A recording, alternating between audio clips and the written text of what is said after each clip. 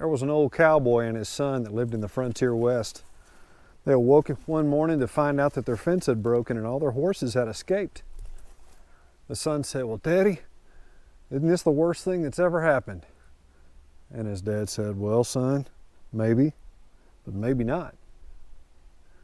The next morning they woke up to find that their horses had returned, and with them they had brought 10 wild horses who they managed to round up and put into the pasture. The son said, "Dad, isn't this the greatest thing? It's a miracle." And the father said, "Well, son, well, maybe, but maybe not." The next day, the young son's trying to break these wild horses where he can ride them, and he gets thrown and breaks his leg. The son says, "Dad, I can't help you work the farm. Isn't this the worst thing that's ever happened?" And the old man says, "Well, maybe, son, but maybe not." Well, the next day, a group of soldiers came through. They were rounding up all able-bodied young men who could go off and fight in the war. And they passed that young man by because of his broken leg.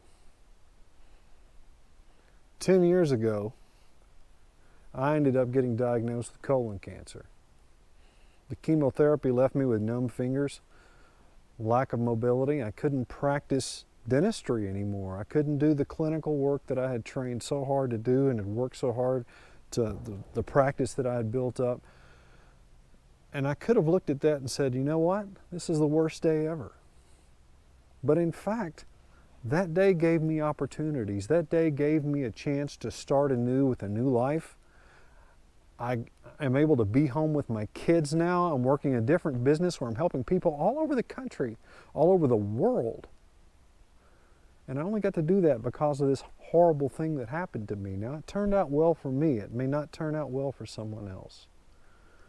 But when something terrible happens to you and you immediately think, "God, this is the worst thing that could possibly have happened," just remember, maybe it is, but maybe not.